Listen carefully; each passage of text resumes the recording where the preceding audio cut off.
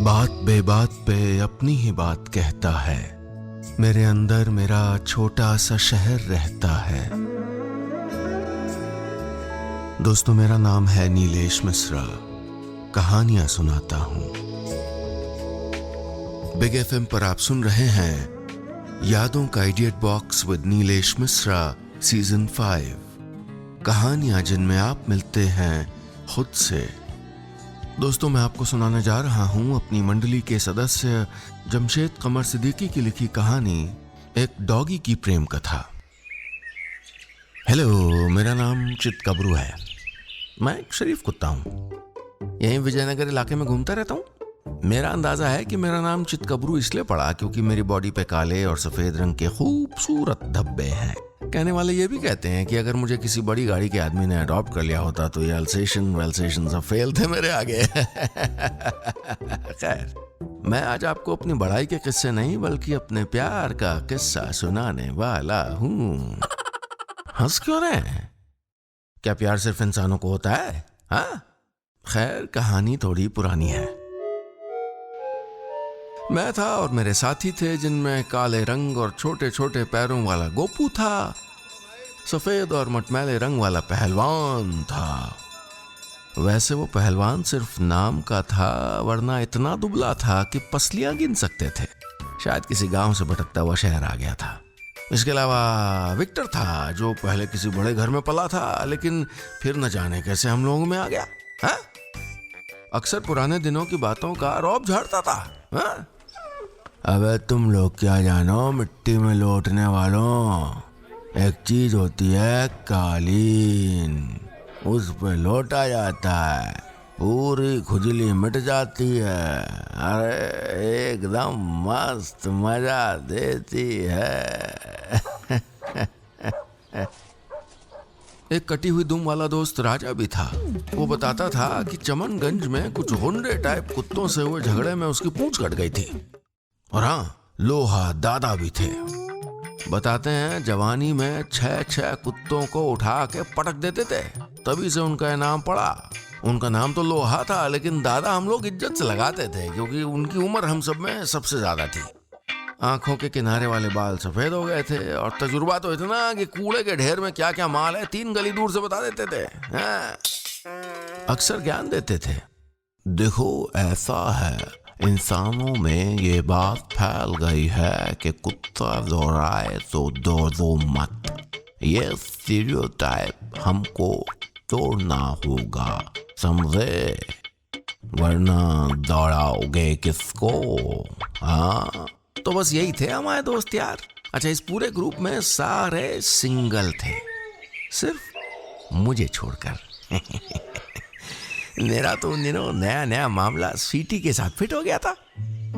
स्वीटी सफेद रंग की चिकने बालों वाली खूबसूरत पोमेरियन थी ना, इसी मोहल्ले में रहती थी।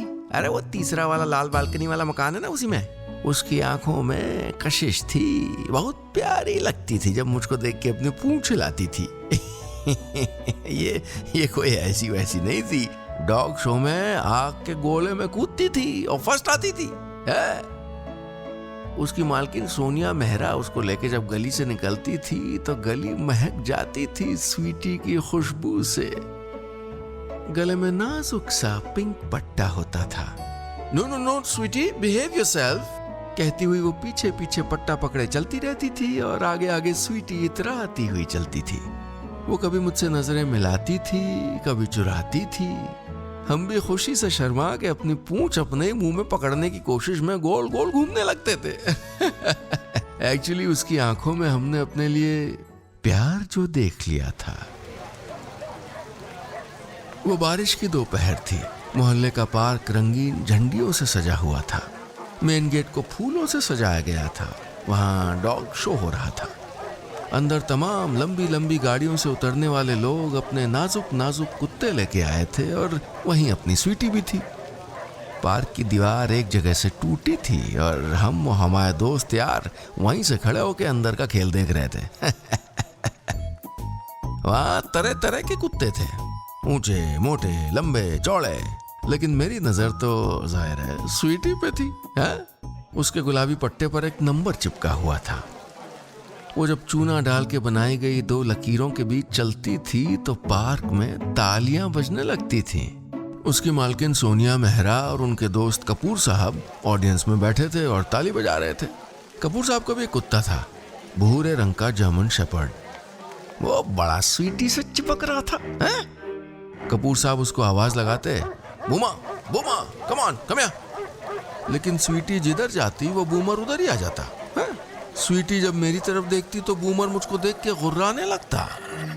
मन तो किया कि अभी अंदर जाऊं और बूमर को ऐसा काटूं कि सारी हीरोगिरी 1 सेकंड में निकल जाए। अरे काहे खून जला रहे हो बे चितकबरू?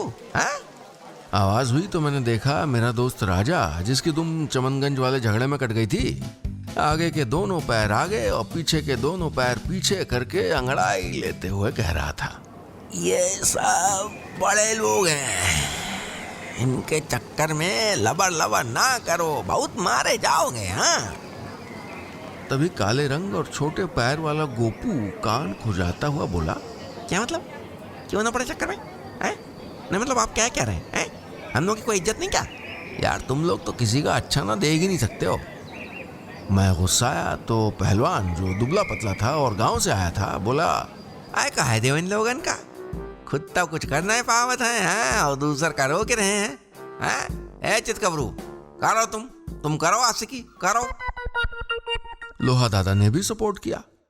और क्या भाई, किसी का घर बस रहा है तो बसने दो, दूसरे को क्यों खुजली हो रही है? मैंने उसी दिन ठान लिया था कि अब चाहे जो हो स्वीटी से अकेले में जरूर मिलूंगा। लेकिन भगवान मेरी ख्वाहिश इतनी जल्दी सुन लेंगे ये मैं नहीं जानता था। अगली शाम जब मैं लोहा दादा की निशानदेही पे तीसरी गली के कूड़े के ढेर से हड्डी मुंह में दबाए स्वीटी की बालकनी के नीचे से गुजरा तो उसने आवाज दी, बाबा। ऊपर देखा तो स्वीटी खड़ी थी। मेरे मुंह से हड्डी गिर गई। मैं उसकी खूबसूरती देखने लगा। नीचे से देखने में ना वो वैसी ही लग रही थी जैसी सुनसान अंधेरी रात में हम सर उठा के चांद देखते हैं। दिल किया कि उसे देखकर वैसे ही आवाज लगाऊं जैसे चांद को देख के रात में चिल्लाता हूं, लेकिन कंट्रोल किया।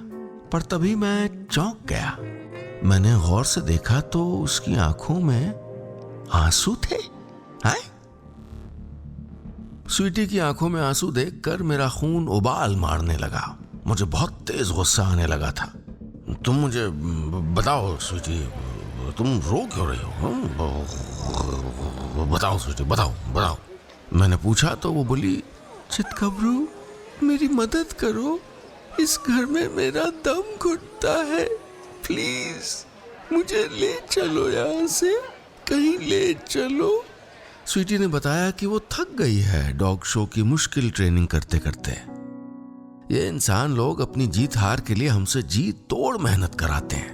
कभी रस्सी पे चलो, कभी रिंग पे कूदो, न कर पाओ तो चाबुक चलाते हैं। उसने कहा, मैं आजाद घूमना चाहती हूँ, जहाँ चाहूँ जाऊँ, जहाँ चाहूँ रुक जाऊँ, मिट्टी में लौटना चाहती हूँ, नाली में डूबना चाहती हूँ, बस किसी के हाथ का पट्टा मेरे गले में ना हो। मैं तुम्हारी तरह होना चाहती हूँ चितकबरू।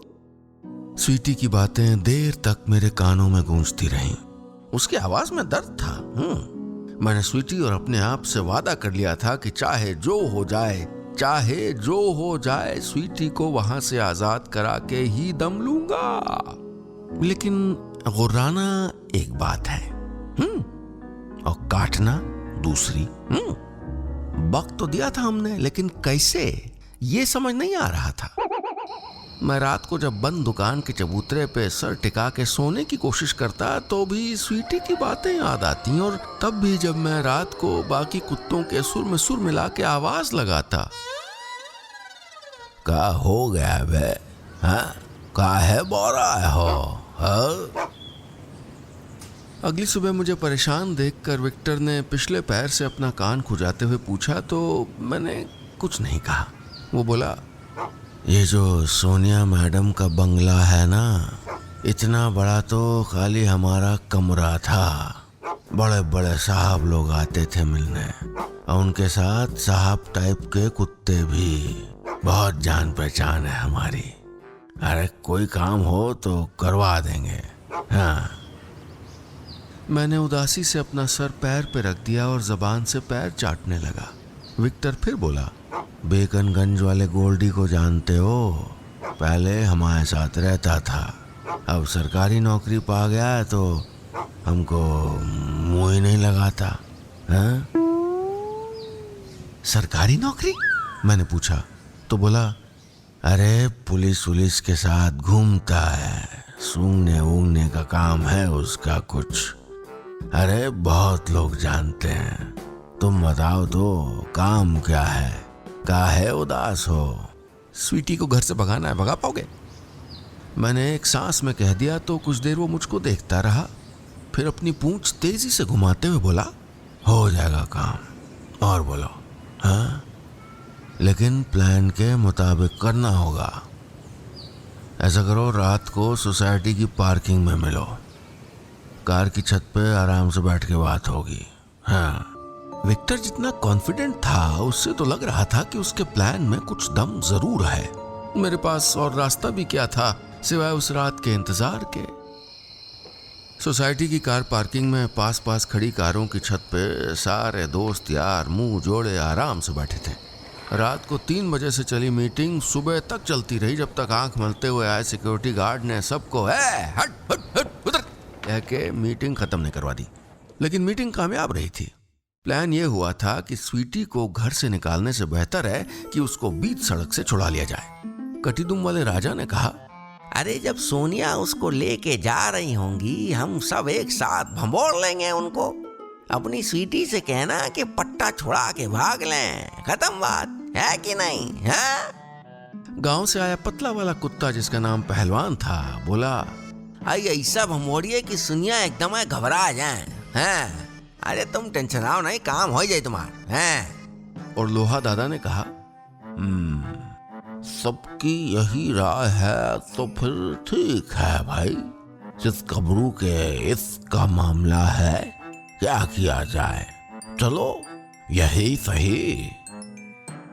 उसी दिन हमको लग गया था कि ये प्लान पूरी तरह सेट है। हमने स्वीटी को प्लान समझा दिया था।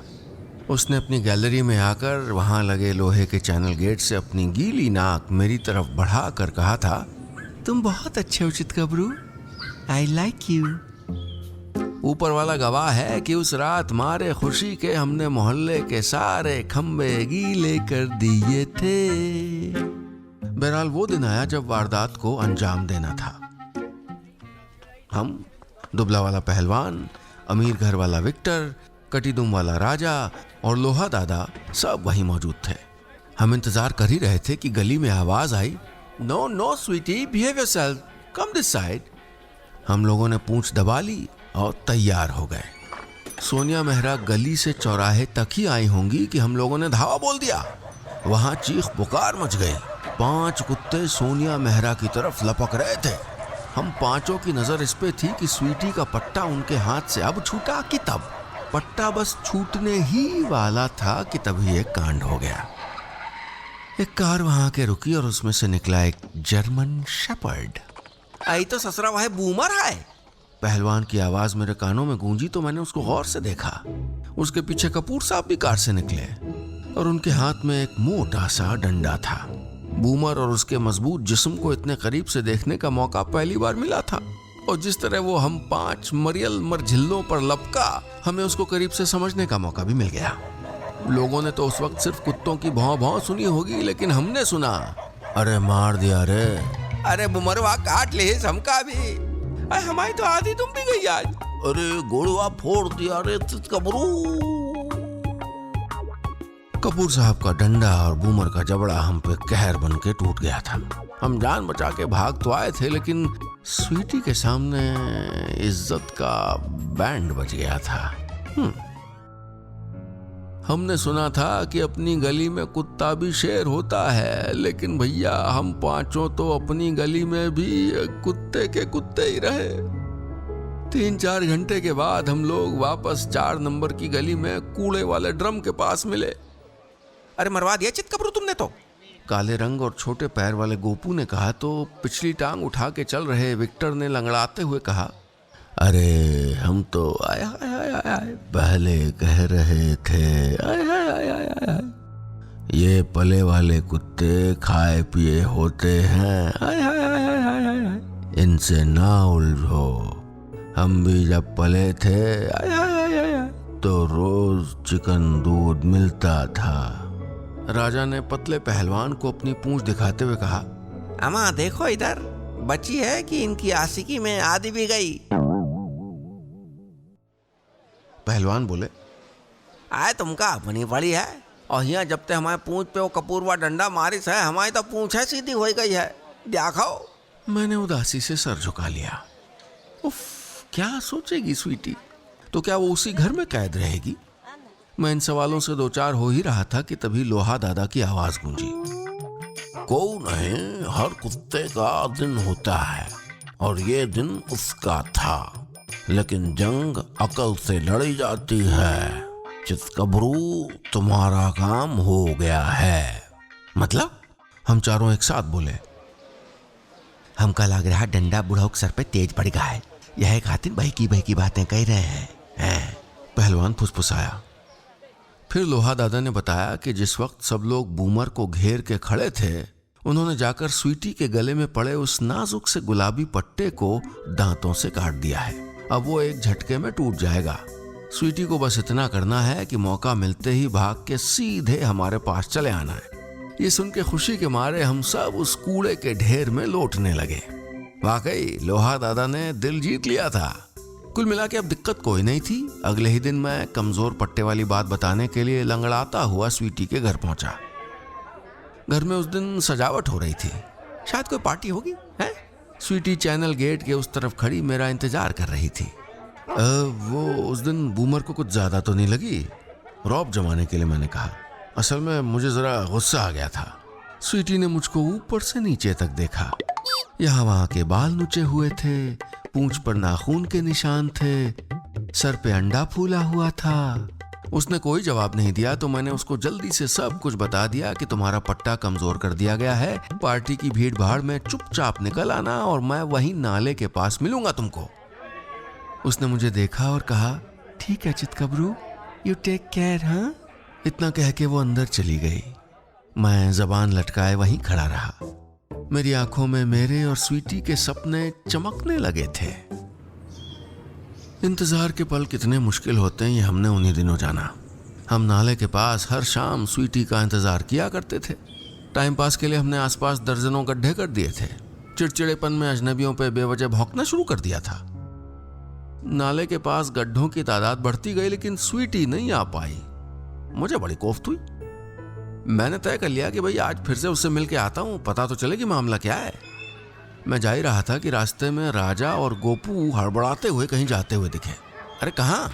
मैंने पूछा तो गोपू बोला, वो स्वीटी के घर में आज दावत है, सुना है बचा हुआ चिकन, खराब ब्रेड और नाश्ते का सामान घर के पीछे वाले कूड़े के ढेर में फेंका जा रहा है। हम तो चले लपेटने, दादा भी वहीं है। ओह, तो आज ही दावत है, मैंने कहा और फिर सोचा कि आज की भीड़ में तो स्वीटी को मौका मिल जाएगा। फिर तो वो दोनों पक्का भाग निकलेंगे। नहीं, तुम लोग जाओ, मैं आता हूँ। उन लोगों को भेजकर मैं पहुंच गया स्वीटी के घर। हर तरफ सजावट थी, बिजली की लड़ियां चमक रही थीं, सजे धजे लोग आ जा रहे थे। मैं वहीं खड़े होकर स्वीटी का इंतजार करने लगा। मुझे पूरा यकीन था कि स्वीटी आएगी जरूर। उसके सफेद बालों के पीछे से झांकती छोटी छोटी आंखों में मैंने अपने लिए प्यार जो देख लिया था। 1 घंटा गुजरा, 2 घंटा गुजरा, 3 घंटा गुजरा, लेकिन स्वीटी नहीं दिखी। थोड़ी देर में गेट पर सन्नाटा होने लगा। तभी क्या देखता हूं कि एक सजी धजी कार गेट से निकली और लोग हाथ हिला के बाय बाय कर रहे थे। अरे ये तो कपूर साहब और सोनिया मेहरा थी। सोनिया दुल्हन बनी थी, कपूर साहब दूल्हा बने थे और उनकी गोद में बूमर था और इनकी गोद में स्वीटी। खिड़की से झांकती स्वीटी बूमर के साथ पूंछ हिलाती हुई बहुत खुश लग रही थी। मैं कार के पीछे भागा, लेकिन फिर मैं पीछे रह गया और कार को जाते हुए देखता रहा। बस होएगा ना भैया? तभी पहलवान ने कहा, अरे हम कही रह रहन कि इन बड़े लोगन के चक्कर में यहाँ न पड़ो भैया। अब कहाँ यहाँ खड़े हो, लड़की गई, पनीरो हाथ से चला जाई हैं, चलो। प्यार इंसान को कुछ सिखाए न सिखाए, सहना जरूर सिखा देता है।